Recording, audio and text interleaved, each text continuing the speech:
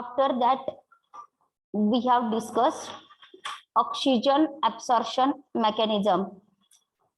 Is it correct? हे discuss केलेलं आहे आपण, हो की नाही? Yes, ma'am. Listen. What is this? What is this? What is chemical formula of this area? What is chemical formula of this area?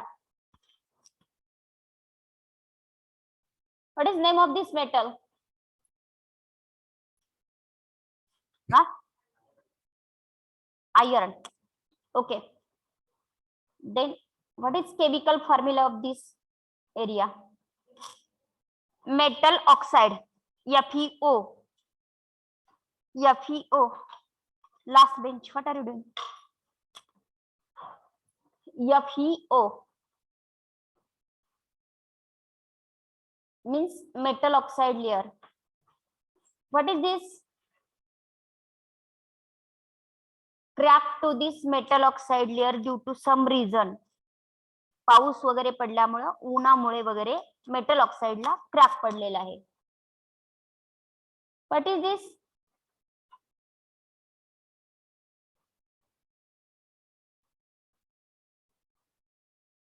What is this? It is a water. हे काय आहे? Water आहे. Then this area is a more oxygenated area because each metal having a one oxygen. मी तुमच्या बसलेल्यापैकी कोणाला पण question विचारणार आहे, तुम्ही लक्ष देना गेलात. And metal which is a present in this area having less oxygenated means which two opposite situations are formed here? One is a more oxygenated area and another one metallic area is less oxygenated area. If such situations are there, then less oxygenated area is act as a anode.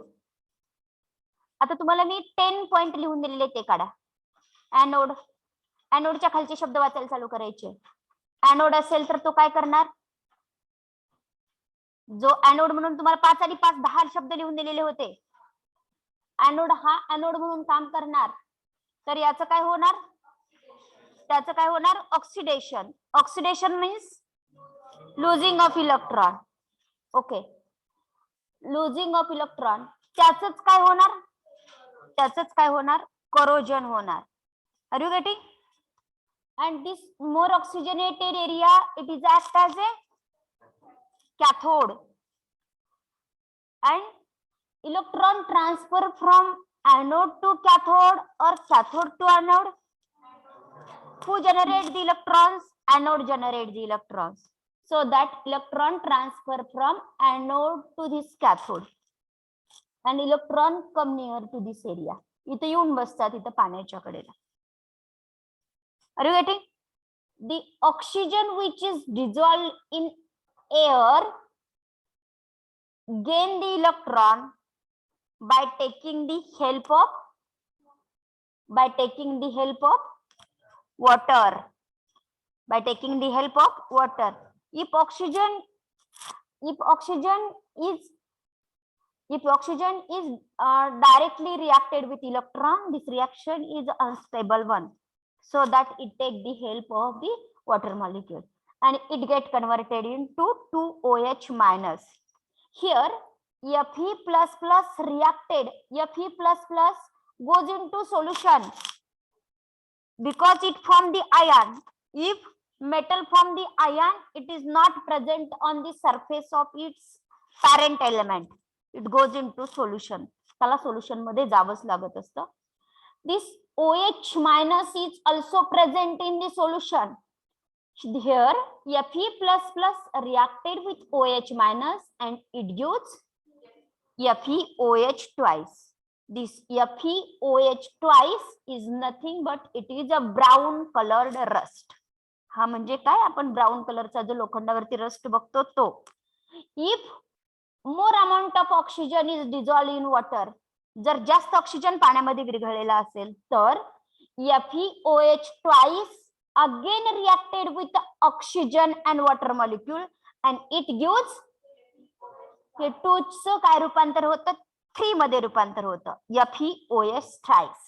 This FeOH thrice is nothing but it is yellowish color dust. Okay, this process is carried out only in case of the alkaline and neutral medium. फक्त पाणी असेल किंवा solution मध्ये alkali असतील तरच ही reaction होते, otherwise वेगळी reaction होते. which different? Yes, this electron is gained by, if there is a acid, then this electron is gained by H plus ion present in the acidic medium and H2 gas get liberated. अशी reaction होते.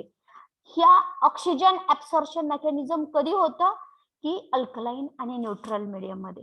मुलांचं फार मोठं confusion व्हायचं offline मध्ये. याचं heading आहे oxygen absorption mechanism. आणि इथं आपल्याकडे एक पॉइंट आहे ऑक्सिडेशन करोजन. मुलांच्या लक्षात यायचं नाही, हुशार मुलांचा पण गोंधळ व्हायचा, मुलांच्या लक्षात यायचं नाही की ऑक्सिडेशन करोजन विचारलेलं आहे की ऑक्सिजन ऍब्सॉर्प्शन मेकॅनिझम विचारलेलं आहे. पेपरमध्ये खूप सुंदर असे पॉइंट एक्सप्लेन केलेले असायचे. ऑक्सिडेशन करोजन विचारलेलं असलं की निम्म्या मुलांनी हे लिहिलेलं असायचं, फिगर काढलेली असायची, इथलं डिस्क्रिप्शन असायचं, रिॲक्शन असायच्या, एकदम व्यवस्थित असायचं. त्या उत्तराला खाट मारायला सुद्धा नको वाटायचं. पण नाविलाज असतो 4 मार्काला क्वेश्चन असायचा आणि नाविलाज असतो तिथे 0 मार्क पडायचे. काय करणार, चेक करणार तर मेंबर काय करणार आहे ना. ठीक आहे, त्यामुळं असा क्वेश्चन तुम्हाला विचारला जाऊ शकेल, oxygen absorption mechanism is occur in dash dash medium. तिथं ऑक्सिजन शब्द पण असेल किंवा काहीतरी कन्फ्युज करून ठेवलेलं असेल, पण आपण लक्षात ठेवायचं hydrogen evolution mechanism is observe in acidic medium and oxygen absorption mechanism is observed in alkaline and neutral. जास्त चान्स इथलाच एमसीक्यूज विचारण्याचा आहे याच्यामध्ये, दुसरा नाही. आणि जर विचारलंच अजून तर ह्या रिएक्शनशी रिलेटेड एखादं विचारतील, विचारणारच नाहीत पण विचारलं तर इथल्या रिएक्शनशी रिलेटेड विचारतील एमसीक्यूज. Are you getting? समजलं क्लिअर तुम्हाला? मी आता जे बोलले ना तेच माझ्या शब्दामध्ये मी तुम्हाला लिहून देणार आहे, म्हणजे अभ्यास करायला सोपं जाईल. Okay, write down oxygen absorption mechanism.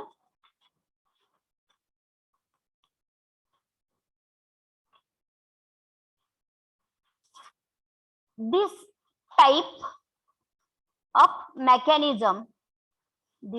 of mechanism observe only in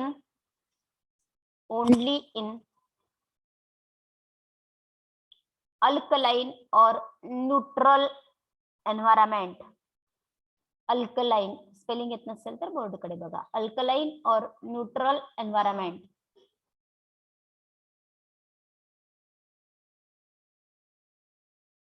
okay, figure काढा आणि फिगरच्या खाली याची माहिती 2-3 वाक्य लिहून देते याच्याशी रिलेटेड. हे जे दिसते फिगर त्याच्याशी रिलेटेड. आधी फिगर काढा.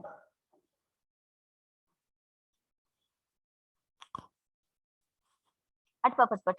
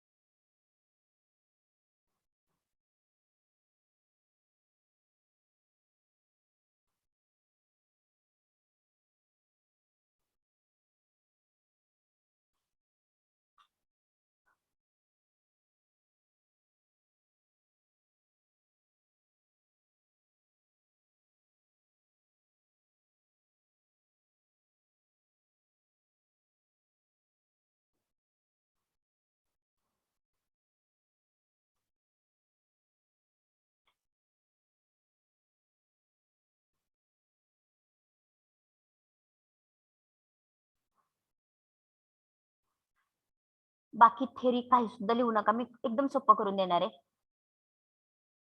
फक्त फिगर काढा.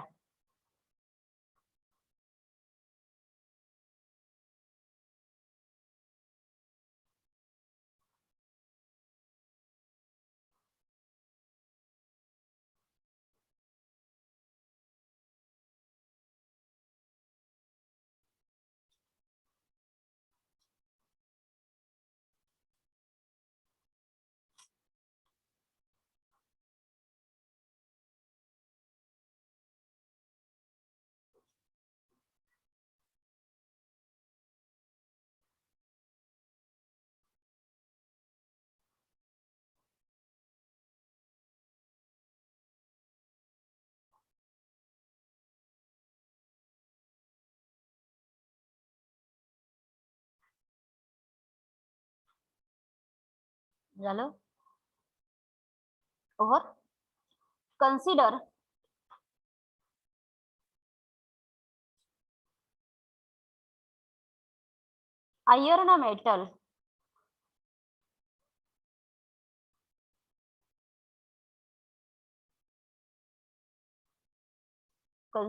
iron metal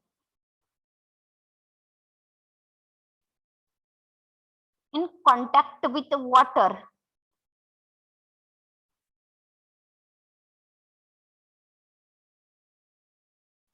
stop. If metal oxide layer is formed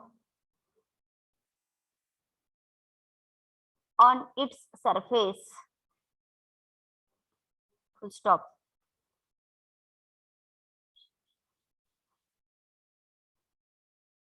After some days,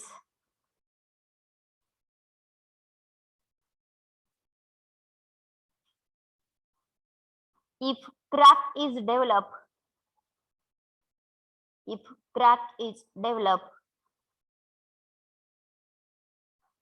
in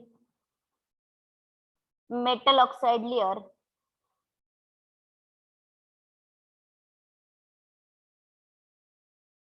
then less oxygenated area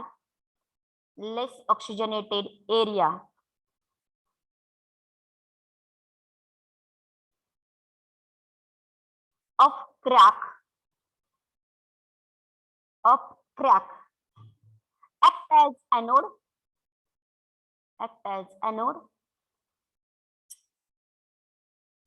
and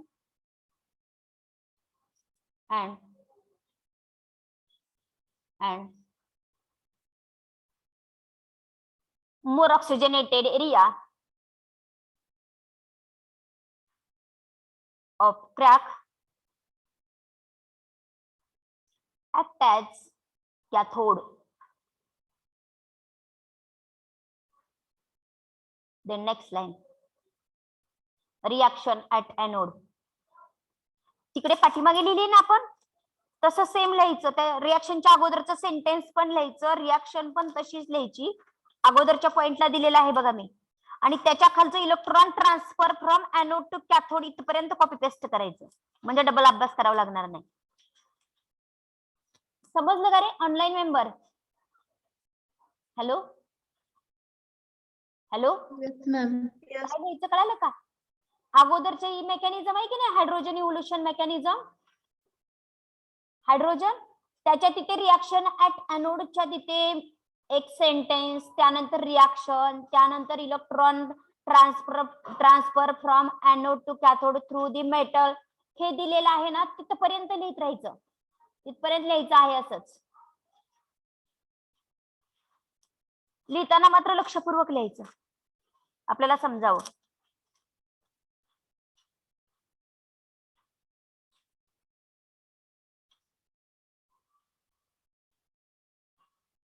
लिहिलं एवढं फास्ट?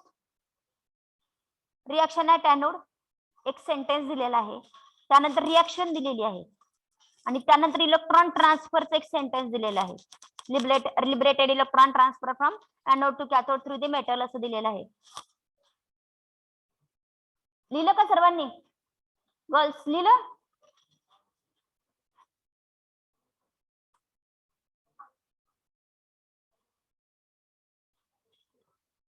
देन और ऑनलाइन मेंबर और नो मैम.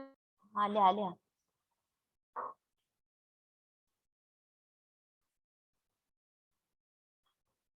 देन मुलींना झालं का ग? झालं. Reaction at cathode. Reaction at cathode तिकडे लिहिलेलं आहे कशाच्या तरी सरफेसवरती इलेक्ट्रॉन आहेत म्हणून मी तिथे लिहून दिलेले. पहिलं वाक्य वाचा तिकडचं. Read it. It is present on the surface of the copper असं लिहिलेलं आहे. काय दिलेलं आहे? हा अरे सांगा की. तेच सेंटेन्स आहे म्हणून मी विचारते तुम्हाला.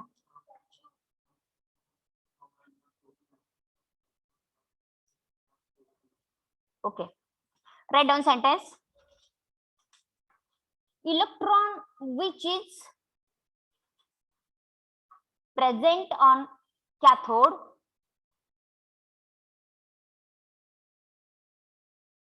gain by dissolved oxygen present in water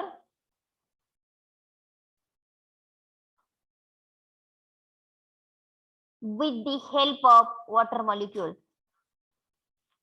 With the help of water molecule. कोण इलेक्ट्रॉन गेन करतं? ऑक्सिजन. कुणाच्या मदतीने? वॉटर मॉलिक्युलच्या. हा अजून एकदा सांगू. Electron which is present on the cathode gained by dissolved oxygen present in water by the help of water molecule. दिले ना? Then write down this chemical reaction.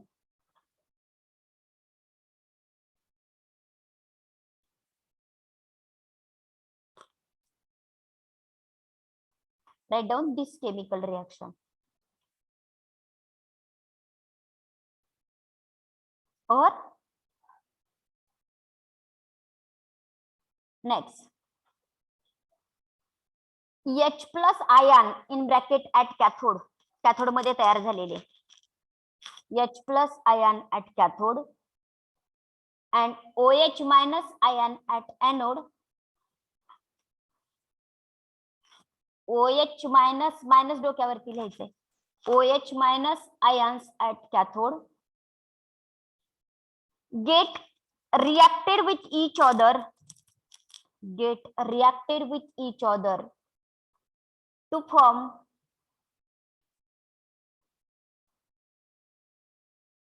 brown colored FeOH twice rust, RUST, rust. Chemical reaction ला Fe plus plus, Fe च्या डोक्यावरती double plus, अधिकचे चिन्ह, OH minus, 2 OH minus, 2 OH minus, arrow FeOH twice, हा chemical formula. Below that you have to write काय? Rust. काय आहे त्याच केमिकलचं नाव? Ferrous oxide. लिहा नाव पण, ferrous oxide. Ferrous oxide. Next line लिहा. if more oxygen is present in water, then FeOH twice into bracket ferrous hydroxide, FeOH twice into bracket ferrous hydroxide is converted into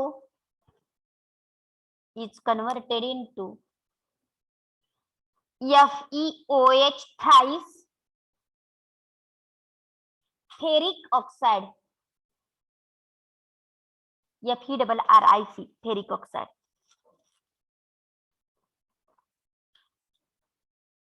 ferrous hydroxide, हा ferrous hydroxide, sorry सगळे hydroxide आहेत. मी जर चुकून कुठं oxide म्हणलं असेल तर oxide, okay, sorry for that. OH means hydroxide. ठीक आहे. Are you clear this point? Then next heading, हे बघा, वेट करोजन आणि ड्राय करोजन दोन्ही पॉइंट संपलेले आहेत. नेक्स्ट पॉइंट आहे factor affecting on corrosion means factor influencing the corrosion. खूप सोपं आहे. आता तुम्हीच मला सांगणार आहेत बघा, तुम्ही किती पटपट सांगताय ते. मी फक्त हेडिंग वाचणार आणि हिंट देणार आणि तुम्ही तो पॉइंट लर्न करणार. फॅक्टर इन्फ्लुएन्सिंग द करोजन म्हणजे करोजन कधी फास्ट होतं आणि करोजन कधी स्लो होतं. कशावरती अवलंबून असेल? एकतर मेटल वरती अवलंबून असेल, नाहीतर सराउंडिंग वरती अवलंबून असेल. कारण करोजन म्हणजे कोणा दोघांची रिएक्शन आहे? It is a reaction in between environment and metal, surrounding and metal. So that factor influencing the corrosion, it is depend upon two factor, nature of metal and nature of corroding medium. Here there is a factor affecting on the nature of metal, and second point, it is a factor affecting on nature of surrounding medium. Okay, first let us discuss first point.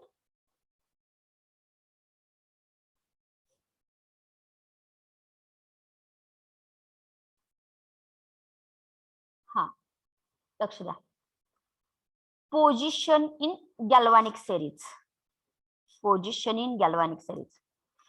हे बघा, galvanic series फार मोठी आहे, सगळ्या metal साठी आहे. फक्त मी तुम्हाला दाखवताना छोटी दाखवलेली होती. दोन मेटल आहेत, दोघांमध्ये एवढं डिस्टन्स आहे सेरीज मध्ये. आता कुणाचं करोजन होईल? टॉपचं करोजन होईल, बॉटम वाल्याचं प्रोटेक्शन होईल. आता इथे अशी सेरीज आहे, इथं एक आणि हे दोघ जण असतील, तर हा एनोड म्हणून काम करणार आणि हा कॅथोड म्हणून काम करणार. एक जण एनोड म्हणून काम करणार, एक जण कॅथोड म्हणून काम करणार. पण यामध्ये कमी डिफरन्स असल्यामुळे करोजनचा रेट हा कमी असतो करोजन, बट रेट कमी असतो. जरा थोडस स्लोली करोजन होतं. पण एक जर खूपच टॉपचा असेल आणि एक जर खूपच बॉटमचा असेल तर मात्र करोजनचा रेट सुपर फास्ट, खूप फास्ट रेट असतो. Are you getting? आता या दोन केस मध्ये करोजनचा रेट कमी आहे, या दोन केस मध्ये करोजनचा रेट जास्त आहे, या दोन केस मध्ये मीडियम आहे. Are you getting? मात्र एक आहे, कोण पण असू द्या टॉपच्याचं करोजन होणार. ही दोघं असतील तर कुणाचं करोजन होणार? याचं करोजन होणार, याचं प्रोटेक्शन. ही दोघं जण असतील तर कुणाचं? या वरच्याचं करोजन होणार, याचं प्रोटेक्शन होणार. लक्षात आलं का? आपल्या घरामध्ये कसं असतं, आपलं छोटे जे असतं त्याचं प्रोटेक्शन असते, तसं इथं पण. आता इथं सांगा बरं,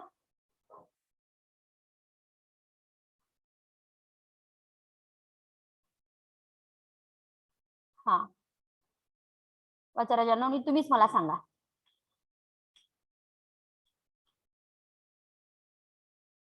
हा, आता दिसत असेल तुम्हाला, सांगा.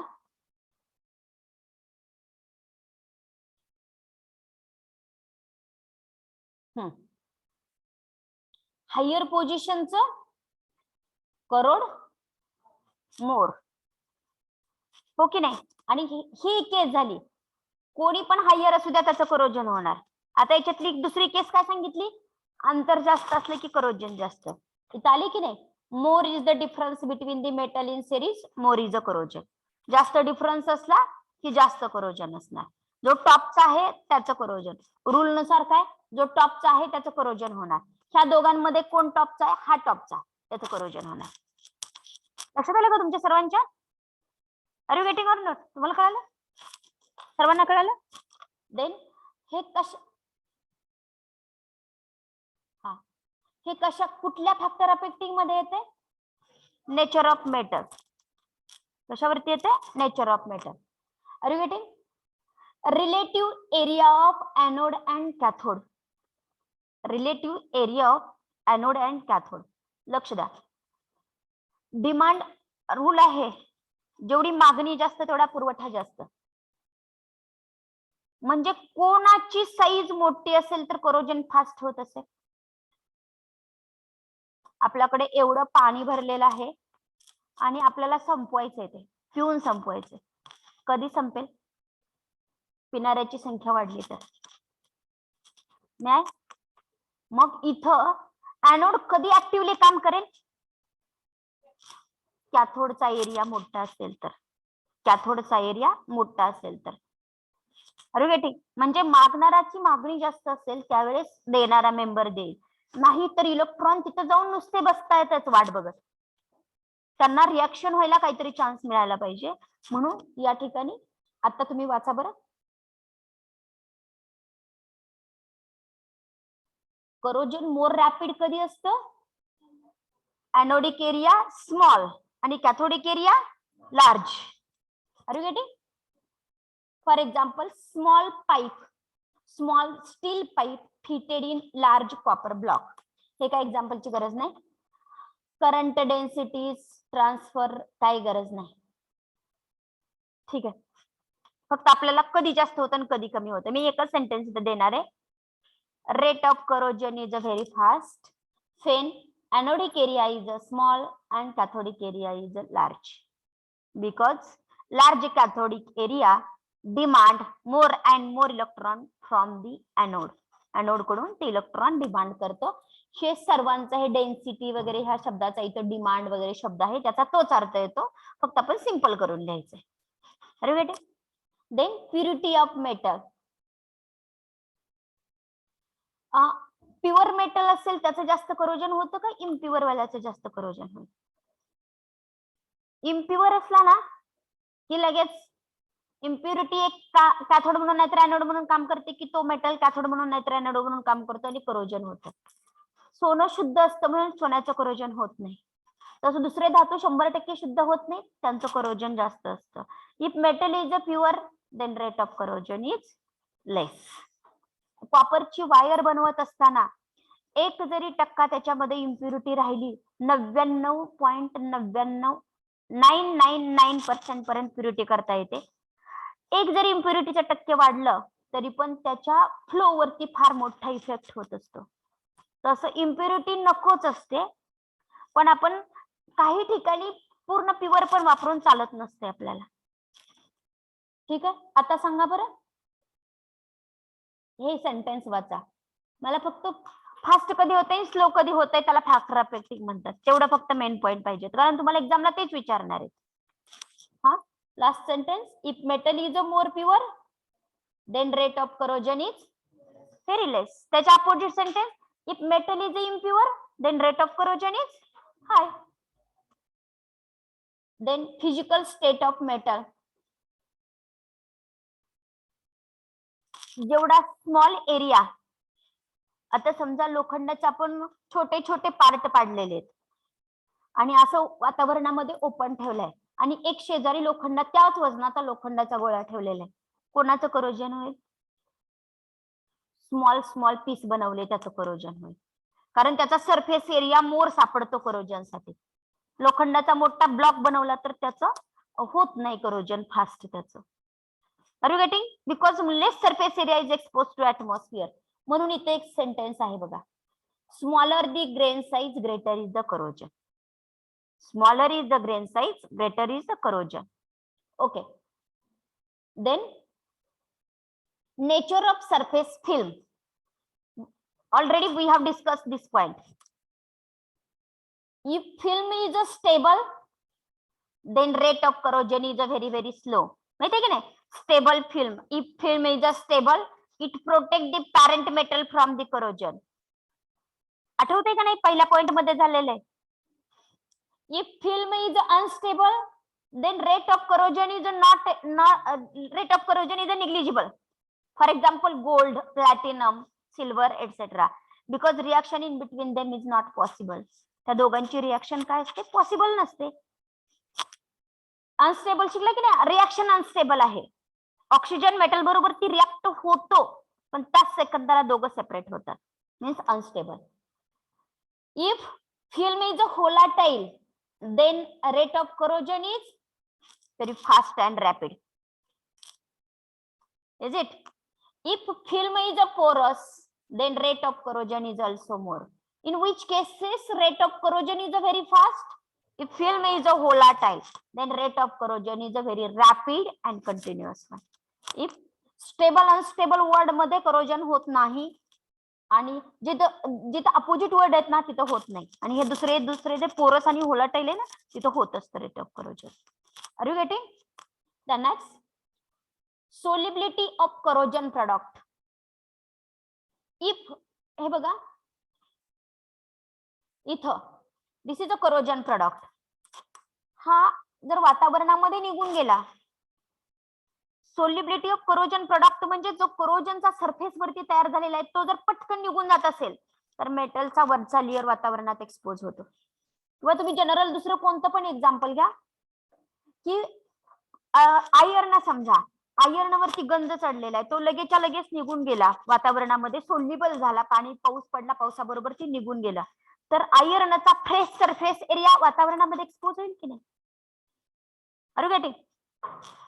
Means if corrosion product is a more soluble, then rate of corrosion is also very fast. corrosion मध्ये जो प्रोडक्ट तयार झालेला आहे, समजा फॉर एक्झाम्पल आयर्नच्या वरती ब्राऊन कलरचा रस्ट तयार झालेला आहे, तो जर निघून गेला तर अजून आयर्न एक्सपोज होईल वातावरणात, फ्रेश आयर्न सरफेस एक्सपोज होईल. Means if film is if solubility of corrosion product is a more, rate of corrosion is also more. Rate of corrosion more असतो. मला सांगा आता पहिल्यापासून, इथे तुम्हाला एमसीक्यूज ला असं विचारलं जाईल मोर कधी आणि लेस कधी. हा, पोझिशन जर टॉपला असेल तर मोर करोजन, डिफरन्स जर जास्त असेल तर मोर करोजन. कुठला एरिया स्मॉल असावा लागतो आणि कुठला एरिया लेस असावा लागतो?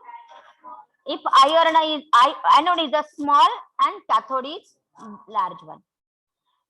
If metal is pure, then rate of corrosion is less. Very good, nice. Physical state of metal. If a state of metal is a small or smaller the grain size, then rate of corrosion is more. Smaller the grain size, rate of corrosion is more. Then nature of film. If film is a stable and unstable, then there is a no corrosion, or rate of corrosion is a very negligible. If film is a volatile, then rate of corrosion is a very rapid and continuous. Okay. If film is a porous, then a rate of corrosion is a continuous. If corrosion product is a soluble, then a rate of corrosion is also very fast. कमी कधी कधी होते एवढं लक्षात ठेवायचं.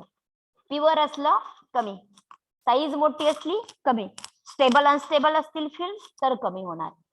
एनोडचा area कमी असला, कॅथोडचा area more असला, रेट ऑफ करोजन फास्ट होणार. Are you getting this point? Then write down. आणि तेवढं झाल्यावर नेचर ऑफ करोडिंग एन्व्हायरमेंट बघूयात. अगोदर हा लिहून काढूयात. इथपर्यंत लिहा, इथपर्यंत लिहा सेरीज पर्यंत आणि मला सांगा. कर्सर दिसतंय का? सेरीज पर्यंत लिहा आणि सांगा. फॅक्टर इन्फ्लुएन्सिंग किंवा फॅक्टर अफेक्टिंग असं पण हेडिंग दिलं तरी चालतं.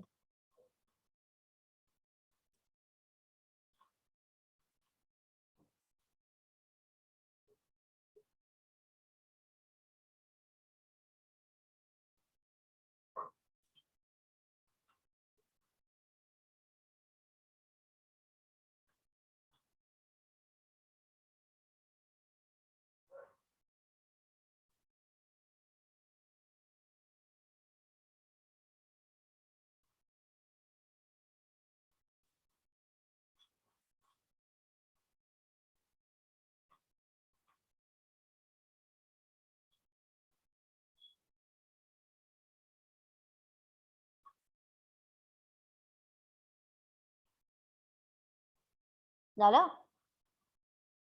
इथपर्यंत लिहिलं. हे बघा, हे पण वाक्य सिंपलच आहे. इथपर्यंत लिहा, इथपर्यंत करोजन. सोपंच आहे, खूप सोपं आहे, याच्यामध्ये काहीच नाही.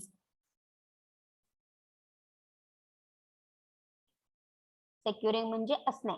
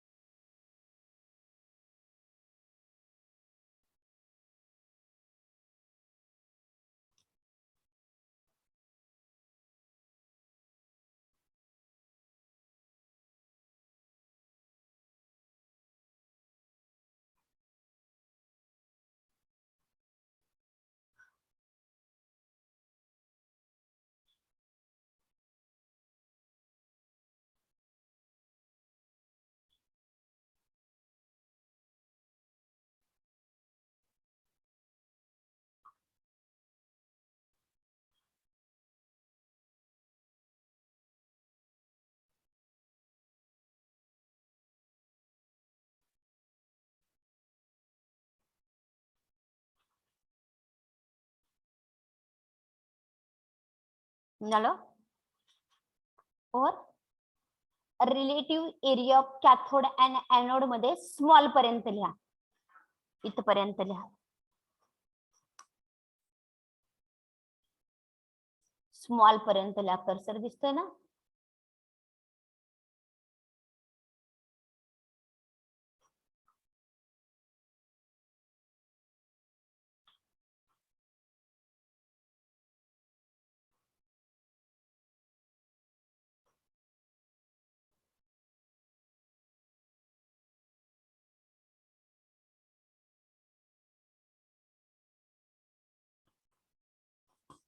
लिहिलं? स्मॉल पर्यंत, इथपर्यंत लिहा, इथपर्यंत. लिहिलं का? corrosion is more rapid if cathodic area is small and anodic area is small and cathodic area is large. Cathodic area is large.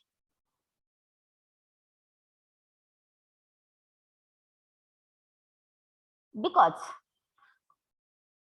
if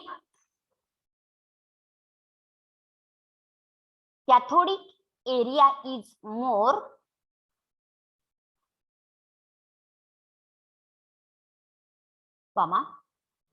it demand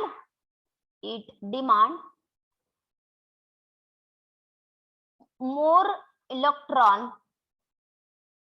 It demands more electrons from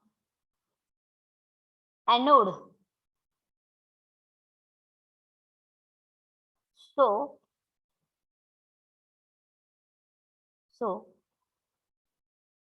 corrosion of anode takes place rapidly.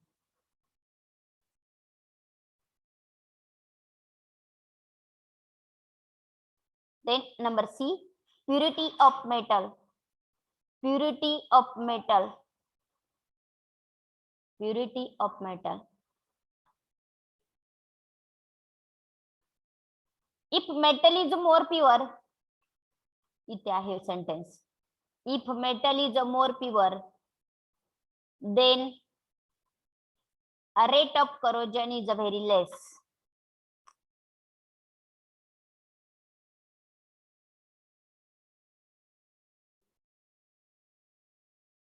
So stop. If metal is impure, then a rate of corrosion is more.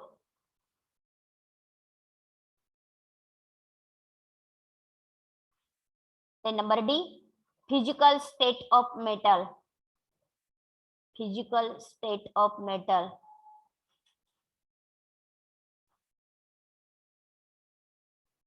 Smaller the grain size. Smaller the grain size, greater the corrosion.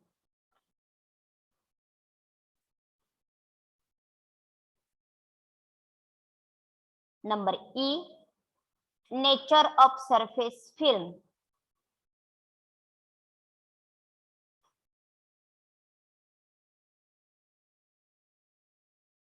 Write down. The film may be stable, unstable, volatile, or porous.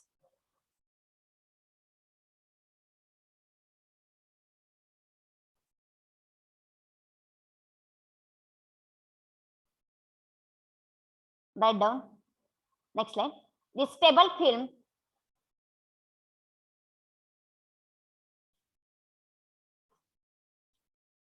सोपच आहे असंच लिहा इथपर्यंत, मोरू पर्यंत एकदम simple दिलेलं आहे.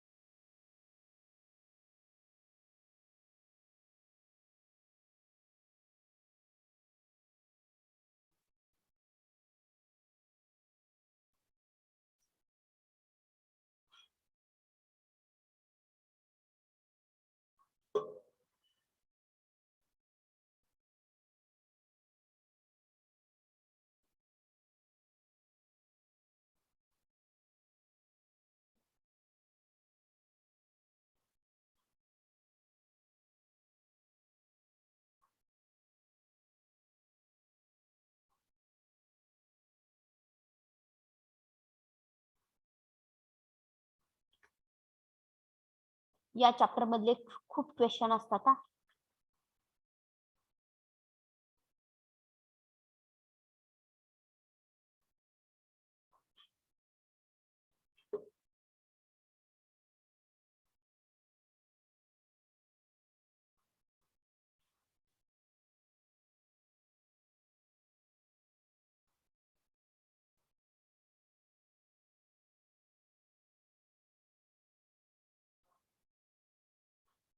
Next झालं का?